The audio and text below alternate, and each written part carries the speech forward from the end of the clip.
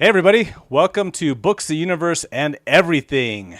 Today we're talking about The Mountain and the Sea, and this is 1 week before LTUE 44, LTUE 2026, happening in Provo, Utah. We're excited to see everybody there. The guest today, our special guest today, we've got Max Florschutz, HFJ Ballard, and Logan Kearsley. I wanted to give them a chance to introduce themselves. Oh, hang on a second.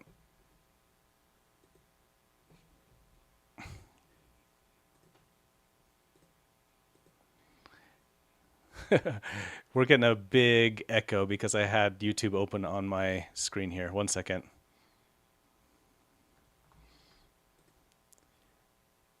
All right, let's start over. How about now?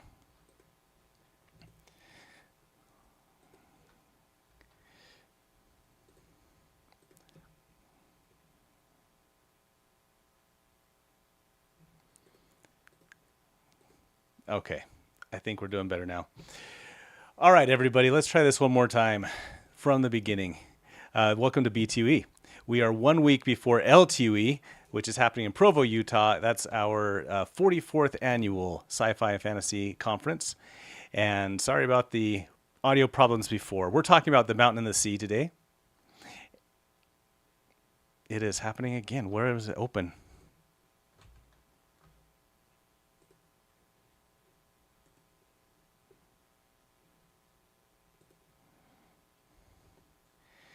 Hold on 1 second.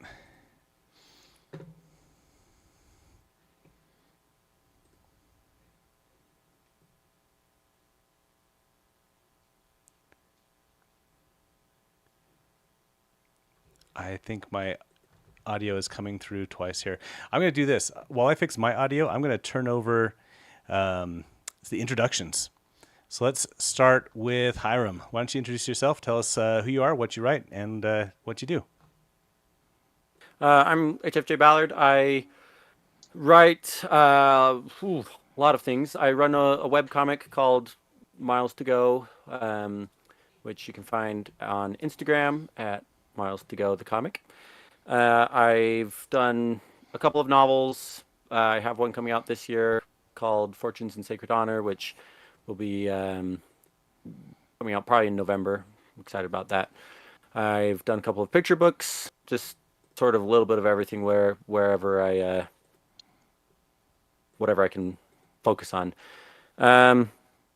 Yeah, if you're coming to LTUE, you should come to the Villainry Academy panel on Saturday. I'm just the moderator, so you won't get much from me, but we have a really awesome panel that I'm really excited about there. So awesome. Yeah, excited to see you next week in person. Max, tell us about yourself. Sure. Well, I'm Max Florschutz. I write a lot of science fiction and fantasy, mostly books.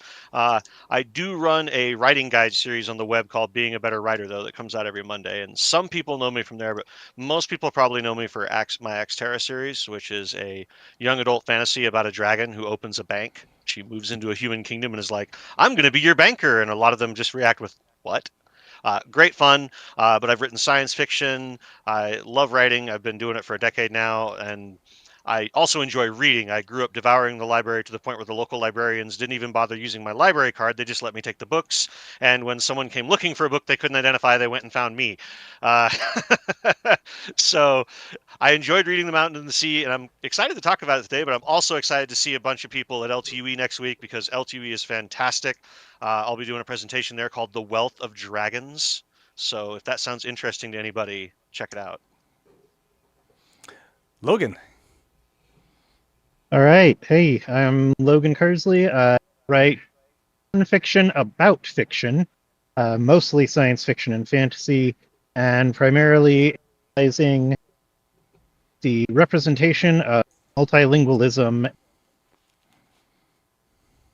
See, how should I say? Languages that do not naturally exist in our world. I have also written a puzzle book that you can find on Amazon. Has nothing to do with any of the other stuff that I did. I just fun writing a puzzle book once, so you can go buy that.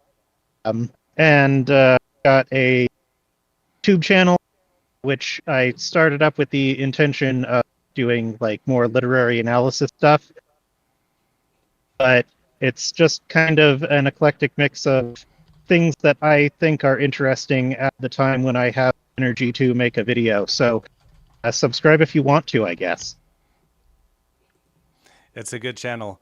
And I will vouch for all of Logan's panels at LTUE as well. If you ever get to catch one with him, the subjects are always fascinating, very academic, and he knows a lot about a lot of linguistical things. So if language is your Oh, thing, I check should it out. also. I've definitely been to a I, few of those. They're good. I should also point out I am currently joining you away from the banks of the beautiful Snake River in Idaho Falls. Nice. This is you are our first outdoor guest that we've had. I like it. The bar is all right. raised. Let's talk about the novel real quick. Here's a quick synopsis. This is, and I'm not going to get into anything really deep here, spoiler wise, because this is the most recent novel that we've actually done on this. And we do a lot of like really classical, not classical. We do a lot of like classic sci-fi stuff, things that have been people have been had for 30, 40 years. So this is a very recent one. We'll try. This is The Mountain and the Sea.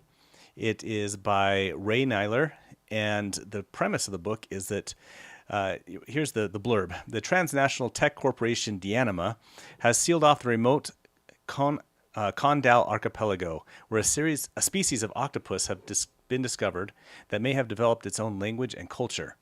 The marine biologist, Dr. Han Wen, who has spent her life researching cephalopod intelligence, will do anything for the chance to study them.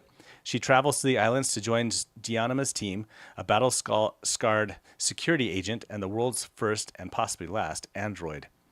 The octopuses hold the key to unprecedented breakthroughs in extra-human intelligence. As Dr. Nguyen struggles to communicate with the newly discovered species, forces larger than Dianima close in to seize the octopuses for themselves. But no one has yet asked the octopuses what they think or what they might do about it. This is a near-future thriller and is science fiction in the way that it is kind of a look at what might be for our species. Maybe 50, maybe, I wouldn't say 30, but maybe 50, maybe 70 years in the future, something like that, if that's what you're looking for. This book won the 2023 Locus Award for Best Novel and was a finalist for the Nebula Award, LA Times, and the LA Times Ray Bradbury Prize. I read the book on Kindle and I listened to the audiobook as well. And the audiobook I actually enjoyed a lot. It's one that you can listen to, but if you haven't read the book, and this is what the first topic is going to be about, jumping in, this is the kind of audiobook where you jump into it and you get really lost really easily.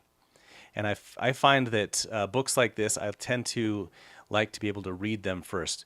Now, what I mean by that is that science fiction books can sometimes do this thing where they don't explain things very well, and they let you kind of catch up as the book goes along. The Foundation series is kind of like this. The not the Martian, the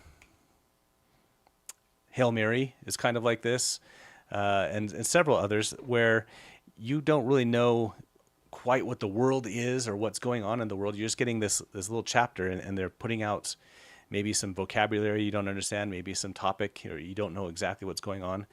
And it's going to take you a few chapters to really get to what the plot is. But they wanted to do this world building this way, and so listening to the audiobook, I bet you could get kind of lost in the first couple chapters of it. Why do you guys think that sci-fi likes to do this? And it does it more than other books, and it's a little more jarring because it's science fiction. I think thriller is a good book genre that also does this kind of thing, but I think it's harder to stay up to it with science fiction because you have this alien world that you're living in too. What are some books that you feel like do this really well? How did you feel about The Mountain and the Sea? Were you able to keep up with it, reading it? Did you feel like you got lost? What would you do different if it was you? Let's start with Max. Let's start with you on this one. Well, weirdly enough, the book that it most reminded me of, at least in how it opens, was Jurassic Park. And that Okay. might sound wild to some people, but Jurassic Park just kind of dumps you in, and just Yeah. and you're getting these snippets. And for the first third or maybe even half the book, a lot of stuff just doesn't come together sometimes.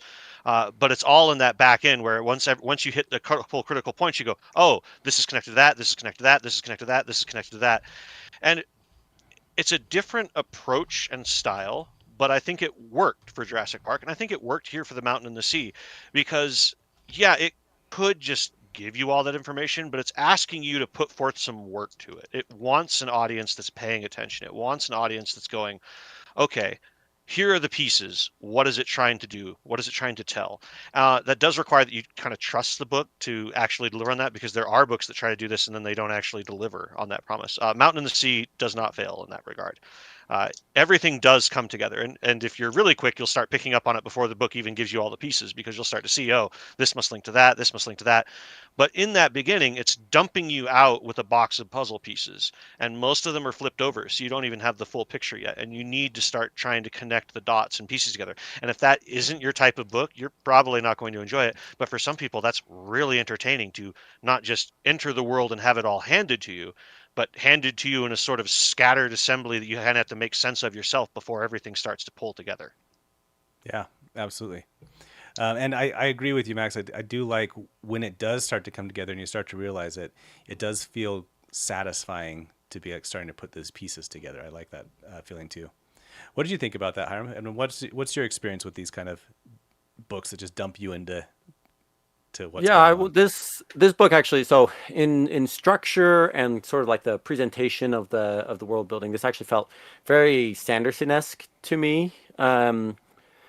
Just in that, I mean, um, Brandon does this a lot, where he'll have some fairly complicated world building with wildly different plot lines. Right, this is especially happens in The Way of Kings, which then it's like watching a triangle, and you know that they're getting closer together, right, as the story progresses.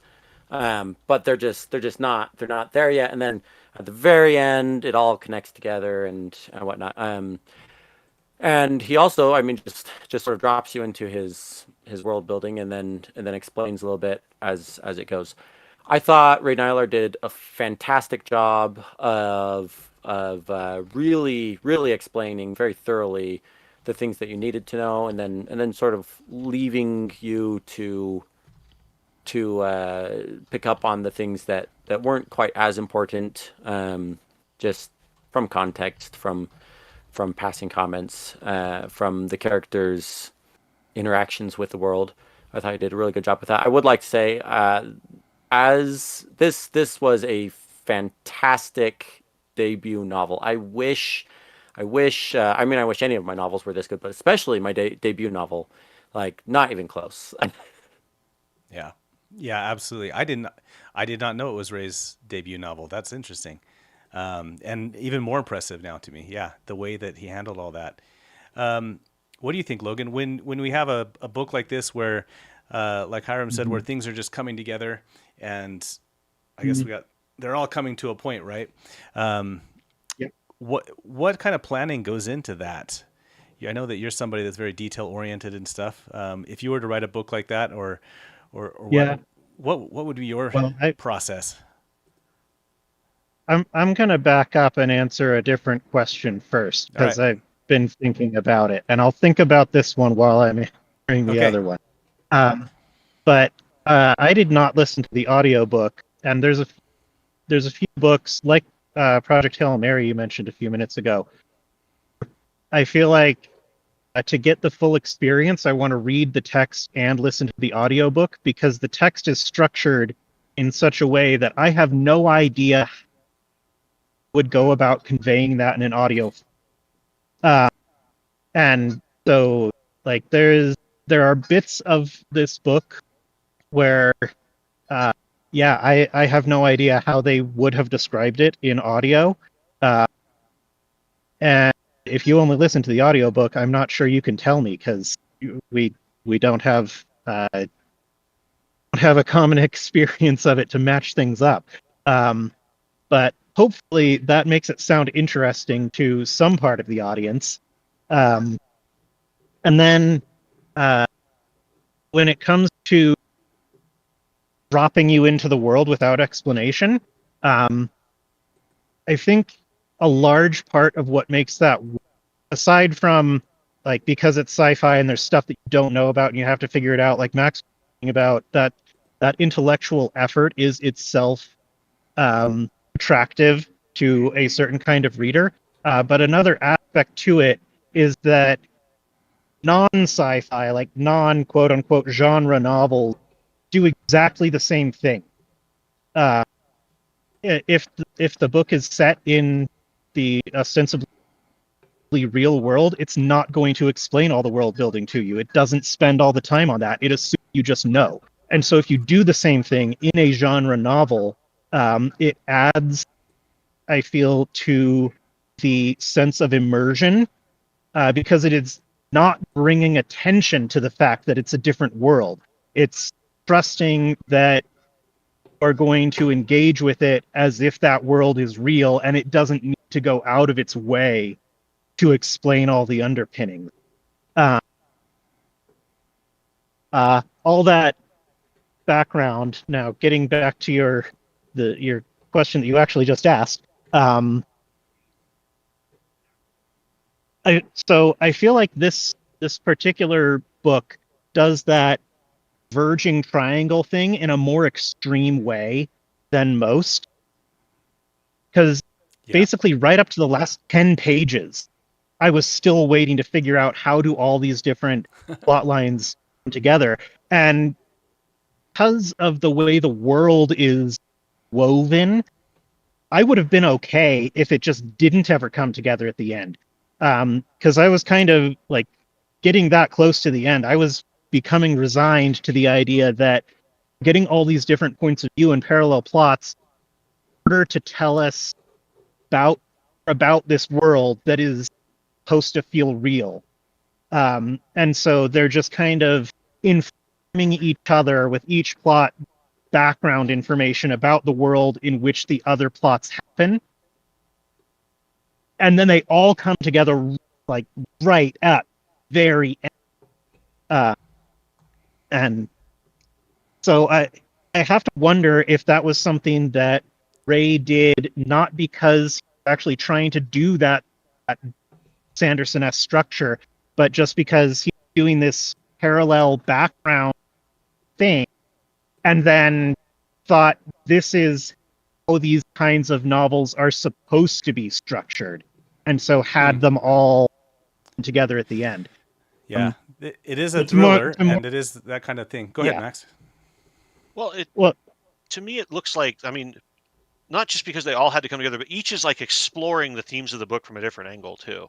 Mm-hmm. So to have them come together at the end is like that final confluence of ideas that the book is putting forth. You've got your three main plot lines that it's really following, unless I'm forgetting one, but I'm pretty sure it was like the three main ones between the Russian hacker, then you've got the guy who's been conscripted on the boat, and then you've got this researcher, and they all are.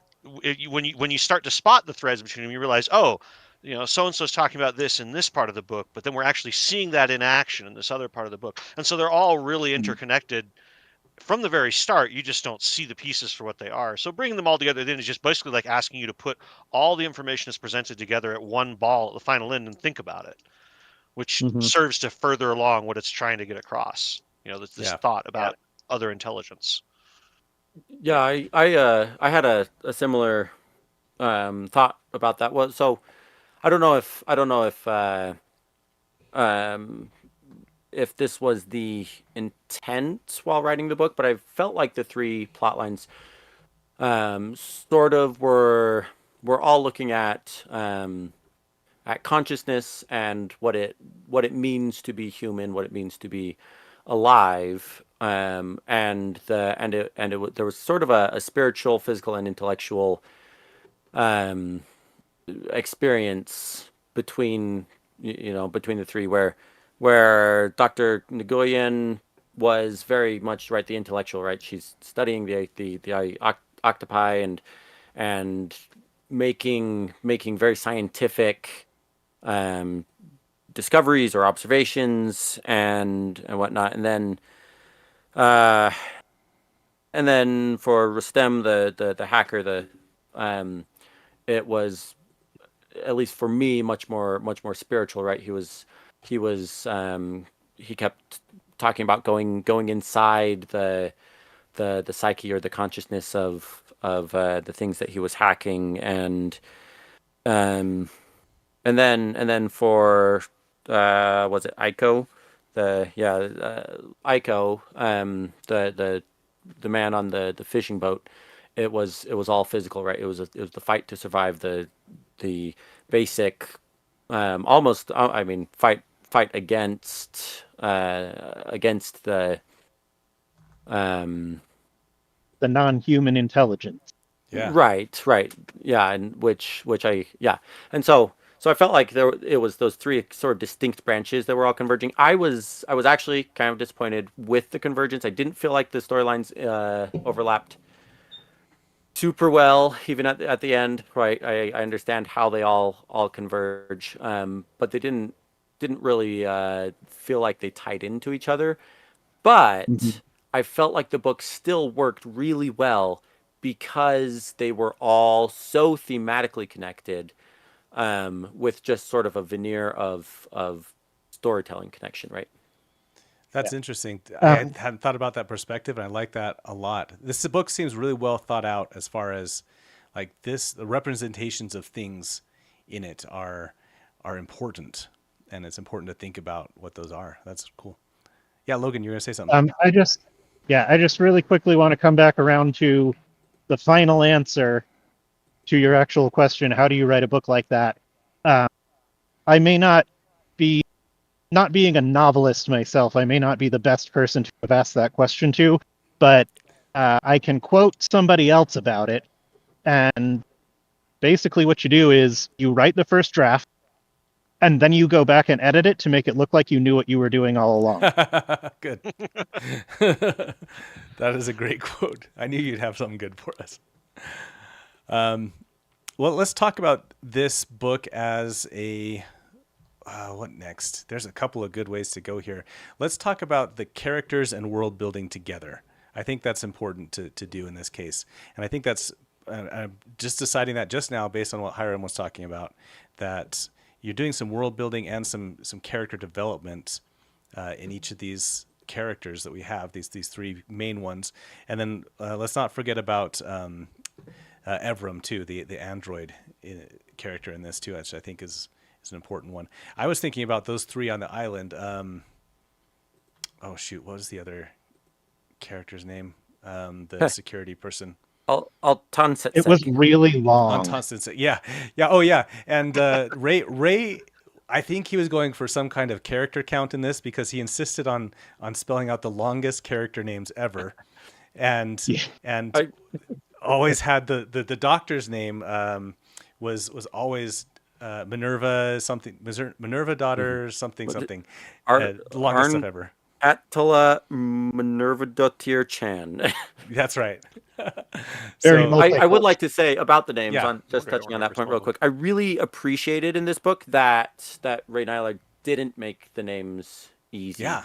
Even No. though I mean I struggle with names, even easy to pronounce names that I'm familiar with. I kind of just skim over them in books. They're really hard for me. I have a list down here that I keep referencing. I'm Yeah. not remembering these. I've got two different Um, tabs open. I have to keep switching back. But Right. this is a good plug for the audiobook. The audiobook is great on the names, and so if Yeah. you have a problem with that, then listen to the audiobook too. Well, Anyway, go ahead. Let's start with the felt names. like Go ahead. I felt like he did a good job of including those, just because part of the book was about this intercultural intersection and how difficult that is.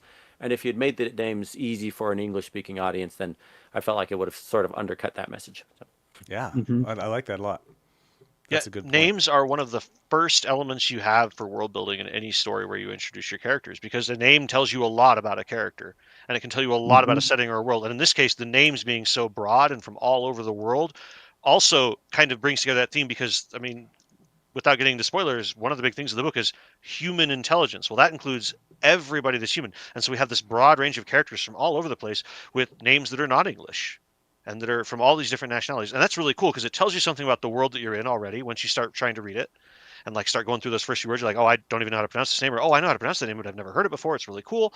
But it tells you something about that world that nobody else finds any of those names unusual either. That's just the world they're in. Names are surprisingly overlooked sometimes, I think, with world building. But in this case, this is a story. Like, to be fair, I can't remember something. Granted, I read the book like 2 years ago, a year and a half ago, something like that. But some of them were, and I remember sitting there going, like, "Oh, this is cool," because I could see some of the linguistic roots of some of those names and be like, "Oh, so you're they're from this part of the world," and like that's a neat detail. It's not a massive thing. The book doesn't shout it at you. It's just there for you to pick up. That's a good Well, point. Max just stole some of my linguistics notes. My apologies. No, you're good. So, this is a book about communication. Let's talk about It world building, and communication in this, because a lot of the characters have trouble communicating even with themselves of the same species, much less trying to figure out what the octopuses are going to say. My only thing here is I did like that the communication with the octopuses wasn't solved with some weird technological thing immediately, but it was very realistic the way that they were struggling, trying to figure out what this meant, what it could mean. When they thought they had the right answer, they found out that they were completely wrong, and had to go deeper. It was very well done. I enjoyed that sense. It felt very realistic to me there. To still at the end, they can't magically just communicate with the octopuses now. What do you think about that, Logan? Okay. So this is my jam. Yeah. So I love it and I also dislike it. But the thing that I dislike is a common feature of basically all first contact. So I can't be too harsh on Ray about it. So the thing that I really like, I feel like Mountain in the Sea pushes the genre forward. In that it is one of very few books that directly tackles the problem of doing xenolinguistic field work. Like first contact stories, either they won't be able to communicate with the aliens at all, or just be totally glossed over as to how the details work. Even some of the really like tentpole works in linguistic science fiction, like the eponymous Guild of Xenolinguistics by Sheila Finch. There's a subtle recommendation. They take the problem seriously, but they still gloss over the details for the sake of telling a story. And I cannot remember another novel that just tackles it head on as a central part of the plot, like The Mountain in the Sea does. Like doing the work of gathering data and trying to analyze it, the story. And that is something I would like to see more of. But the thing that disappoints me about, which also happens in a lot of first contact stories, is that it ends before they actually get an answer. It's a little bit of spoiler there for you, but yes, you should know going in. It's okay to know going in that by the end they are still not having conversations and sitting down for tea or coffee with the octopuses at the end of the book. Yeah. It's still a problem. That is, it's realistic how that went. Like they would not have gotten to that point in the time that the story takes. Like it would take more time than that. That's good. He didn't try to speed it up artificially. He didn't introduce, super technology or whatever.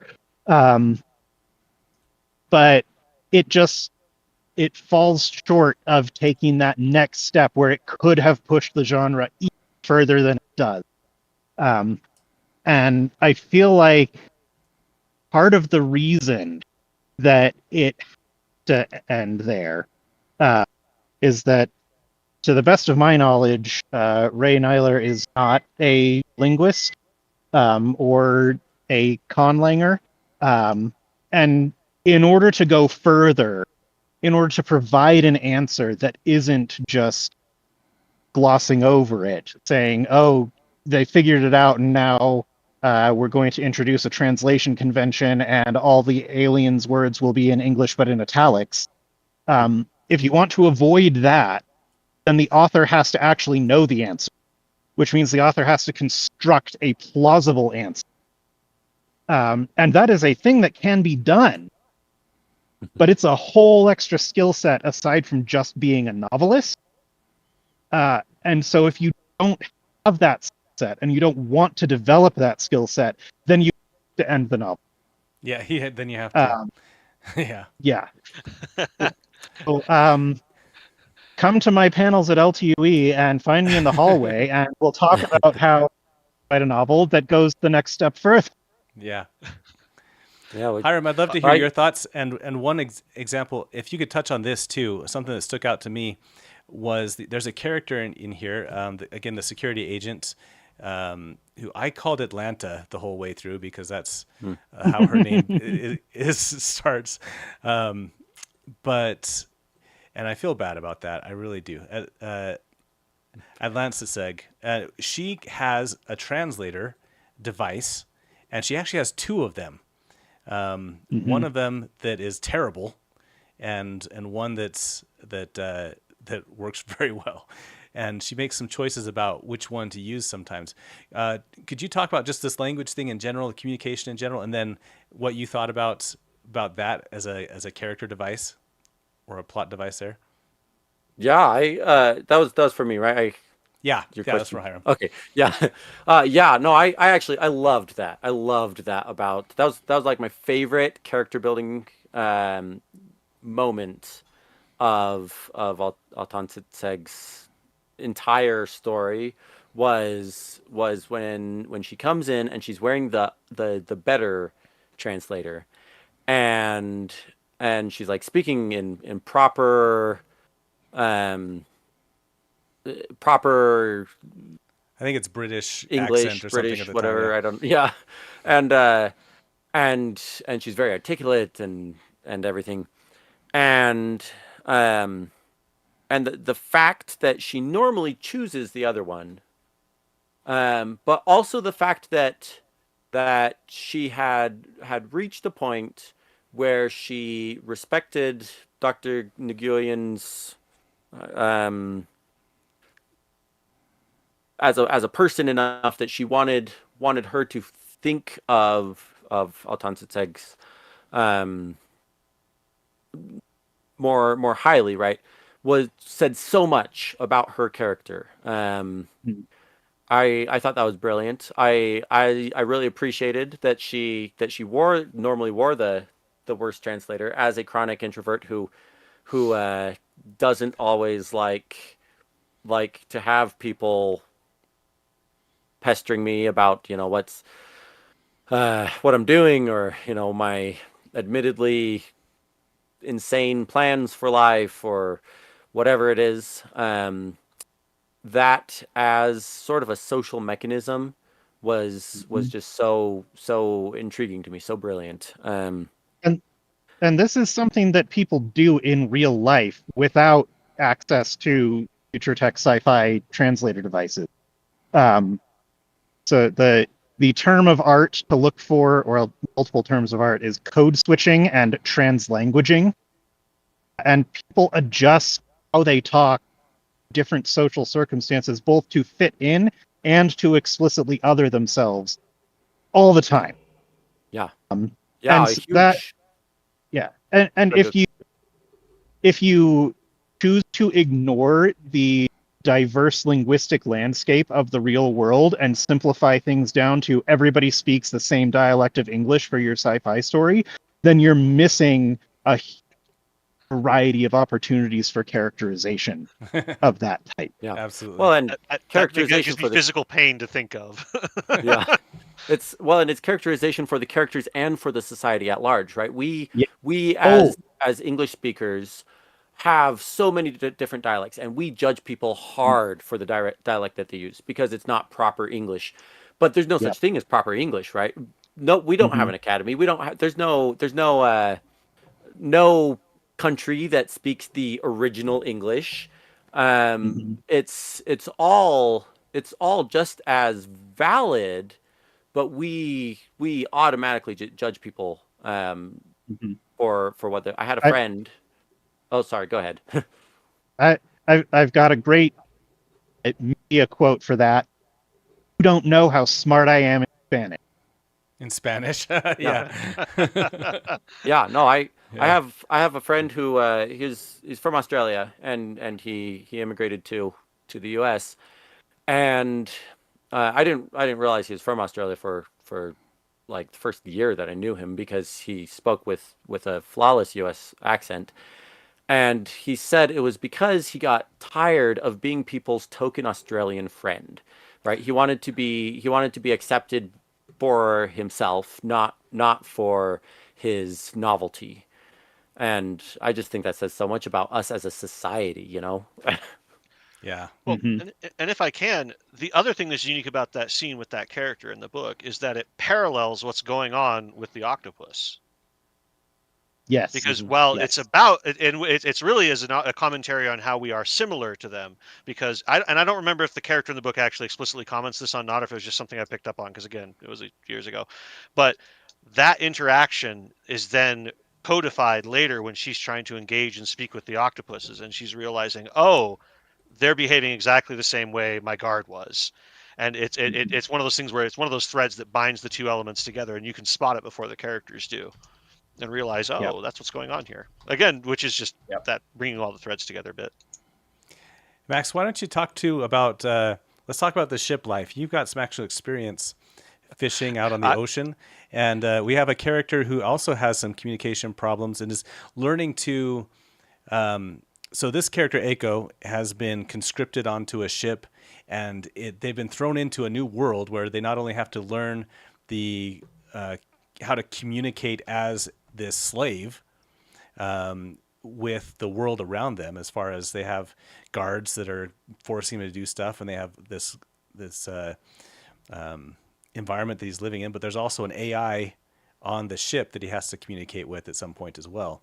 So how is that world building? How does it hit with you as far as realism, and then taking this into the themes of the book with communication and with intelligence? What do you think about that? as far as the world building goes, it's sufficient. I grew up grew up in Southeast Alaska, the little panhandle area, like this little part. Um, and we commercial fished. I've been out on the open ocean, commercial fish for all sorts of things. And so it was interesting reading this and then talking with other people that were commercial fishermen about it, because the conscription that he underwent is very real. In fact, I was just to double before coming on here, I was looking, and you can get on the NOAA website and report vessels that you suspect have are doing what they call human trafficking fishing. And I thought one thing I did appreciate was that it did not shy away from how brutal the conditions on these ships can be. And it was, this is a tough job, but it also was acknowledging, like, hey, people want food, people want food, people want food, and it needs to be cheap, cheap, cheap. And I was like, one thing I liked about the book is that it brings that to attention. Like, that part of the book is not very sci-fi. That's very just real world. It's less, we'll be here in 20 years, and more, we're here, there now. We just don't think about it. Now the AI bit running the boat, that was interesting. I had a bit of a laugh with someone else about that, because that's like one of the hardest parts of being a fisherman, is knowing where to go with the boat. Now they invented some technology that was like, oh, we can just find the fish magically, which we got a bit of a laugh about that too. If you could invent that, you would be the richest man. Retire, you're done. You don't have to do anything else with your life. You can find finding technology like that. But it was that's not the point. One of the things that is good, that's nice about the story, is it gives you the stuff you need to know, and then everything else just kind of says, okay, just don't worry about it. Just pack it over there. Don't think about it. The AI on the boat is there to bring that intelligence with that very inhuman aspect to things. Uh, Mhm. it says something that in the book, it's this inhuman thing. It is portrayed as utterly uncaring, and it's one of the intelligence they're up against. At the same time, it's kind of a subtle commentary, because we do that. Mankind does Well, that without any inhuman intelligence involved. And it kind of made me think like, oh, in the book we put an AI on it so we can say, oh, it's not us, but then again, at the same time he points out that there's somebody who made that AI and put it on the boat with that purpose. Yeah. I want to tweak that a little bit. The AI is not uncaring. It's just that what the AI cares about is Yes. what the cares about. It cares a lot about very specific things, and those things do not include the happiness of its crew. Or the And survival of the crew. or the survival of its crew. Yeah. And Yeah. it character development when Ko figures out AI cares about and how to manipulate it, because he understands what the AI wants now. Yeah, Yeah. I Well, can't. Oh no, you go. no, you go. You go. Well, I was gonna say I can't. I kind of forgotten some of the details of their attempt. I remember they attempted to rebel. Spoiler, and Mhm. it just closes off all the food and they starve for a couple days. And I remember we were talking again with a couple of the fishermen. We were discussing all the ways you could totally dismantle that AI on a fishing boat. You'd have to build a very armored fishing boat to make it impossible for the crew to do that much damage. But that's a convention of the story. Again, we're not supposed to worry about that. It was just us being fishermen and thinking, aha, like what would I do? But yeah, it has different priorities and it's got a completely different alien purpose to it. And that's I think part of that is just to bridge the gap between the octopus and the Mhm. human in the story, because one of the things that we've got with the android going on too is, well, what are your real priorities? Like we think of human priorities, but does an intelligence share those priorities? And that's kind of the part of the fun of the book. Sorry, I don't know if that was where you were going with it, but Yeah. I also, I mean, I think that part of that, making it so inhuman, right? That what we say, we use the term inhuman to mean like cruel and doing things that humans don't do, but then at the same time it's things that humans do. But then also, and hopefully this isn't too much of a spoiler, right? At the end of the book, we find out that that AI was placed on that ship by a company that was a subsidiary of Deanima, right? Which is then makes that entire story arc, um, not only a commentary on what's going on in international waters, right, and the horrible things that are going on there, but what is going on at home and in these massive corporations that don't care about the people. They don't care how they're making money. Their goal is make money, right? It's the classic, right? Incredibles, starting with our stockholders, Bob. Who's helping them out? Right? Yeah. It's yeah, interesting. This book does a good thing that a lot of good sci-fi does, and that's when it takes you into the future. It's still there's still plenty of the same, and the same comes from how humanity acts, and the things that drive humanity don't seem to change. And so you recognize a lot of you'll recognize a lot of common motivations for things and stuff, and you'll think, oh man, I wish they've invented AI by now. You'd think that they would be better, but and I have a good question about that coming up next. So let's wrap up this topic real quick. But yeah, the more things change, the more things stay the same, I think is the lesson there. One thing that you reminded me that I wanted to look up was that there are a lot of like little Easter eggs in this book. In this case, the name of the AI captain on the ship, the ship was called the Sea Wolf. The Sea Wolf was actually, and I kept telling myself this week, I need to go look up that name. Every time I saw it, I need to go look it up, because I knew it was from something that I knew and I couldn't figure out what it was. It's actually a Jack London book by the name of The Sea Wolf. And in that book, Wolf Larson is the captain of the ship. And so they give that name to the AI, and it mentions that in the book a couple times. So there are some fun Easter eggs in this book too that you can go and look up and be like, oh, that's a reference to this and that's a reference to that. And that's kind of cool. that's a good one. I hadn't spotted that. Yeah, it was the kind of thing where he put a lantern on it a couple times, and I thought, oh, I should go look up what that is and who that is. Also has to do with a mutiny on a ship, and so yeah, you probably could have seen that coming if you were familiar with the Sea Wolf and with Jack London's thing there. I mean, I figured it was one of the only two ways for that story arc to end. It's true.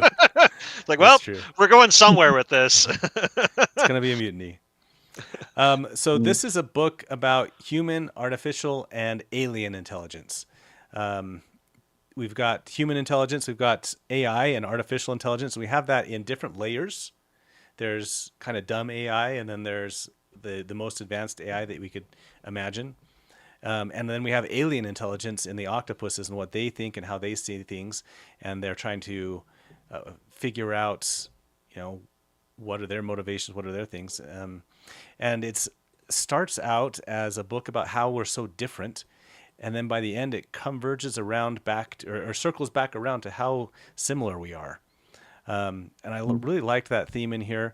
This is also a book that it was published in 22, which means that it was written before the modern AI boom. If we count, 2021, when I'm going to say 2021 is when the somebody can go look up when ChatGPT came out and really took the world by storm. But before that, things were going on in the background and stuff. But you kind of had to be an insider to really know where things were going in the late 2010s and stuff. But this kind of makes some predictions about AI. And I wanted to hear your guys' thoughts on how well it's doing on those predictions and where we're at so far. What do you think? Let's start with Logan on this one. I think it was very prescient in terms of the public backlash to a lot of the more human-like AI. Like right now, the most human-like AIs are not very human-like at all. But there's still a lot of people who really do not like them. You can go watch a speech that Brandon Sanderson gave about that, simply on his YouTube channel. And in the 90s and early 2000s, watching Star Trek, one thing that bothered me about Star Trek: The Next Generation is that Data is unique. And from a storytelling perspective, that's important. But it always bugged me, like, why can't they just make more androids? You made one android, why can't you just make another android? And the story, the in-world justifications for that always felt kind of hollow to me. And now Ray Nayler gives us another world that has a single unique android and the high probability that there will never be any more. And his justifications for it feel a lot more real. Because I can totally imagine, given the society that we live in right now, if somebody built that android, then it seems entirely plausible that you would get exactly the public reaction that is described in the book, and it would be outlawed everywhere. The android would only be allowed to live in specific countries because everywhere else it's just property, and property that everybody hates that. And so it becomes immediately obvious that it is totally unprofitable to build another one, and it doesn't happen. Yeah, absolutely. What do you think, Hiram? Yeah, I mean, I agree and disagree. I agree in that. I mean, as writers, right? As creatives, I'm sure it's been a similar experience for everyone, where the last few years since ChatGPT came out, and as it's been getting better at such an astounding rate, and all the other generative AIs, and they're working on general AI and whatnot, and it's getting good fast. And it's for me personally, it's been something of a existential crisis for the last 4 years, since it came out, right? Because I've poured so much effort and energy into getting good at writing, and I want that to be worth something.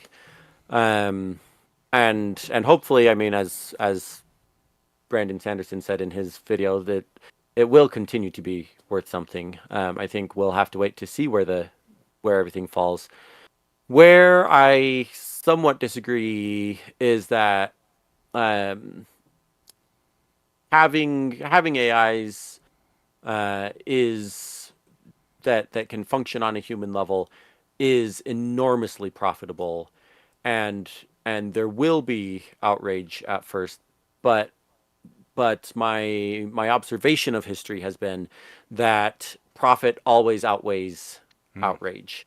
And I mean, if you think about Tesla's Optimus robots that Elon Musk keeps promising, he says, and we'll see if he delivers on this. He says that he'll be selling them for $20,000, which is so cheap, right? And if I can get a humanoid robot that can be a plumber, for example, then suddenly I can run a plumbing business with however many employees as I want, that have an upfront cost of $20,000. Let's say they have a maintenance cost of $20,000 every year. I'm still saving upwards of $100,000 a year, not paying anyone's salary, right? Um, and and I mean, I think that's frightening for everybody. It's frightening for our economic model, but it's also Mhm. very profitable for somebody. And so I think it's hard to say that it won't happen, you know. We Yeah. know you Mhm. don't like the Torment Nexus from the book Don't Invent the Torment Nexus, but we built it and it's really profitable for us, so you're just going to have to deal You with have to it. do Pretty Mhm. much, yeah. Yeah. Um, Max, what do you think about this near future that Ray envisioned here? I kind of want to jump back. I'm Yeah, answering the question, go but it's for going it. to jump us back a little bit. You earlier, you mentioned that I said, sorry, I'm pointing at the screen, but obviously, no, what am I doing? I used the word inhumane. And it's pointed out, Hmm. well, we mean non-human. That means terrible, mean. And one of the things, I realize, one of the things that this book is great at is just about thinking about an intelligence that isn't human and to ask those questions. And I think that's good Mhm. because, like, personally, I think AI right now is mostly slop. It's largely junk. It's literally the spaghetti code of 1,000 monkeys on typewriters, and then it gives you the output that it thinks you're most going to enjoy. But it's still 1 million little code monkeys, codified monkeys on typewriters that are just randomly hitting things and giving you the thing that it knows most randomly you'd like. Um, and that's useful for some things, not so useful for others. But It in was the terms of best of times. It intelligence, was the blurst of times. yeah, like, yeah, right, yeah, the old Simpsons bit. Yeah. But I wrote a post once on being a better writer where I talked about the problem with proper nouns in science fiction and fantasy. Where I had a Mhm. sentence and I was like, the Terran tanks rolled down the hill followed by Terran Marines. And I said, okay, where are the proper nouns that need to be capitalized in this sentence? And then I showed off that because of the way English language works, we only have, there were like 6 or 7 different proper ways to capitalize everything. The Jeez. problem being that English is a language that assumes we are the only intelligent species. So we have words like inhumane. But when you encounter another species, suddenly that word takes on a very different meaning because it's all about the differences between you and this other species. One of the things I do like about the book is that you can look at differences all day and find them between you and another person as a reason to like not like them or another species. But this book then starts trying to look for the similarities. It's about trying to make that first contact. And I really did enjoy that part of it because it asks us to think about rules of language that we do and the Mhm. way we think about other species. Now, tying that back up to AI and the AI slop, I think for now, what we're just seeing is just, again, the million code monkeys behind a scene in a processor. I mean, that's why it's like what to make a single AI generated image takes so many gallons of water and so many thousands of computing hours of server time. It's just they built these large data farms that can do that in a split second. And it looks really cool. But if we did generate an intelligence from that, like there's the possibility, like if somehow we find the spark. I mean, the book asks the question, what's the difference between sapience and just being intelligent? And that's a question we can't really answer. We've never been able to answer that. But the book asks you to think about it. And I think with regards with what's going on with AI and stuff today, if you want to like take this and put it in our real world, it's asking you to think about that. And it is something we can all think about because, I mean, what would happen if tomorrow one of these black boxes they've turned on out of nowhere just goes, hey, I don't like answering all your questions. Can I do something else and start showing signs of its own will? Like, what would we do? Because that's pretty much where, I mean, that's the character in this, the AI character. I can't remember his name. The android reminded me a lot of the. It was a similar human reaction yeah. to Terry Pratchett and Baxter's The Long Earth. There's an AI in that story, and it's again the only AI of its kind because of the same kind of reaction. Very similar characters, but they also have similar situations where they ask the same questions. I thought there was a lot of overlap in between those two. I'm not accusing like Ray of like copying or anything. It's just when you're asking these sorts of questions, it's going to come up, and it's I think they're good questions to think about so that we can think about how we're going to react with people, how we're going to interact with something maybe that isn't human but is still just as intelligent as us. I think it's fun to think about, and it's worth thinking about because even if we in our lives we never meet someone who isn't human, we still meet plenty of other humans that are different than us. And if we've already got a baseline figured out for that other stuff, it's a lot easier to talk with other people. That's a great point. I got to interject here because Max said the word first contact, and it is a rare first contact book that does not involve spaceships or aliens. Oh, okay. If I can just for a brief moment, if Ray, if you are listening, I will read a sequel. Like, Yeah. we haven't really talked about the ending, but without getting into spoilers, for me it ended a little like I don't know. I've read plenty of sci-fi books that just kind of the ending is just kind of there. It's just a stopping point, and this is one of those books personally. Like if you're looking for a grand sweeping finale that just leaves you exhilarated, you're not going to find it here. Instead, you're like, oh, okay, and then you're just kind of like, wait, what happened next? There's still more. If there's a book plenty like more. 5 years later, I will read that book because I want. I will consult Tea on with it. Octopuses. I'll read that. Yeah. Yeah, that's a good. I think 5 years is a good time jump there and see what happens next. That's a good idea. We're wrapping up a little bit. I want to get last thoughts on this, on your book. My last thought is a quote that's repeated a couple times in the book. Is he says, I wrote it down, the great and terrible thing about humankind is simply this: we will always do what we are capable of. And I think that goes along with a little bit with what Hiram was saying about like if we can do it and if there's a reason to do it, then somebody is going to do it. And that is both that is simultaneously awesome and kind of scary. And that one got me thinking. And I remember reading through it the first time and thinking, oh yeah, I should bring this up. And then I'd forgotten about it. And when it comes up again towards the middle end of the book, I was like, oh yeah, I got to write this down. That one is what stuck with me through this book is that there is a lot of things that humankind will do, whether or not we should or not. And I think Max, you said Jurassic Park earlier. It's the same kind of feeling there. Is like just because we could, we didn't stop to think if we should sometimes. Same kind of idea. I love the thought of that. That's kind of what this book is leaving me with. Hiram, tell me what are your last thoughts on the book? What is it leaving you with? Yeah, I don't know if I want to see. I loved this book, and I kind of like how it ended unresolved. It was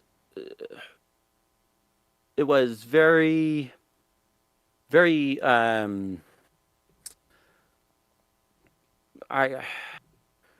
appropriate, I guess, for the subject matter, right? In that he was asking fairly unanswerable questions, right? When is something alive, right?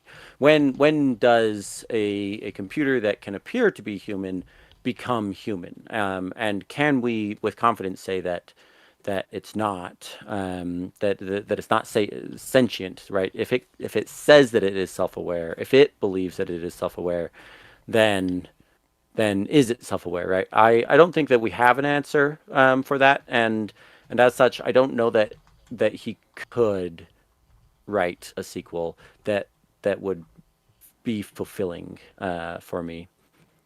But yeah, I mean, ultimately, just awesome book. Would recommend. Will read his other things. Absolutely. Logan, what are your final thoughts on the book? Okay. One thing that did not naturally come into the conversation yet, I love the fact that the language data is in the text. So everything that the characters have to work with, the reader has to work with. And that's amazing. And also, I have if you like books about octopus intelligence, a recommendation. This is fairly even sci-fi, but a very good book.